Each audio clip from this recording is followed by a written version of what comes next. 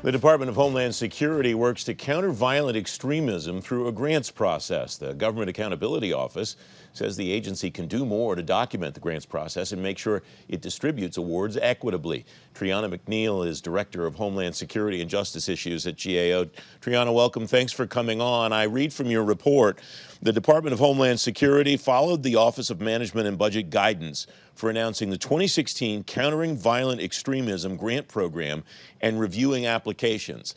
That statement sounds like there's a but coming. Is there? There is a but. So we looked at how they announced, how they reviewed, and then how they selected the grantees. And initially in their announcement, they followed all of the OMB guidance. They were very clear about their priorities. They were very clear about eligibility criteria. And they are very clear about how they would review and select grantees.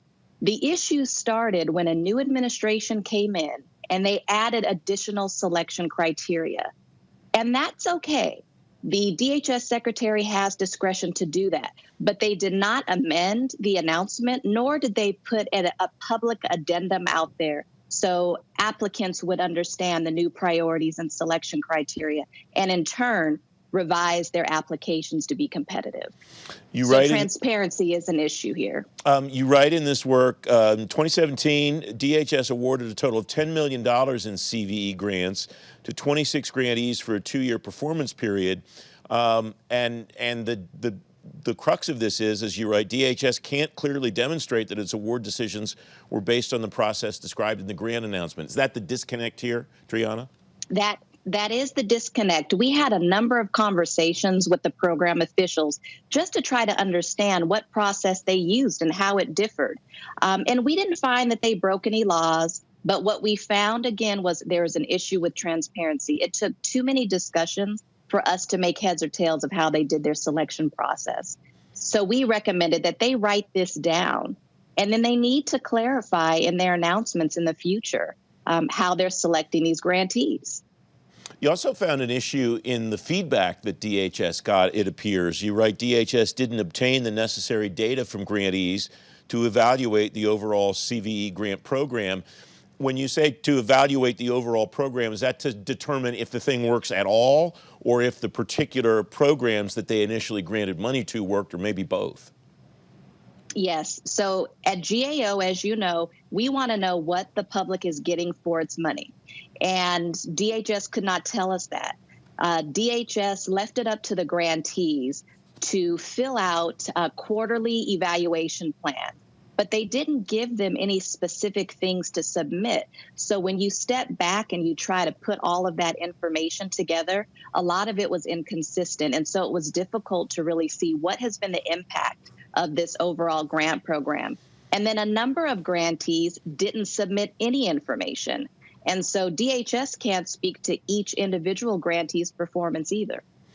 So is the recommendation that you make, the report that you have here says that DHS should take steps to ensure that grantees collect and submit data on project performance.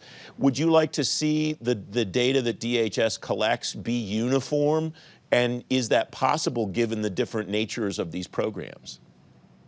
So there's 5 focus areas, and DHS can make it uniform enough to where they can compile it, assess it, and determine if the overall grant program is working as intended. But they also need to be looking at each individual grantee, and they need to use this information to decide if the program needs to be adjusted at all. So tell me about those 5 areas that you just laid out. Where are they specified in the original authorizing legislation or in the program that DHS developed? Where do they come from? So that's something that DHS came up with. It was outlined in their announcement, and it was very clear. So things like developing and community resilience, things like job training for at-risk youth, and then training and engaging the community.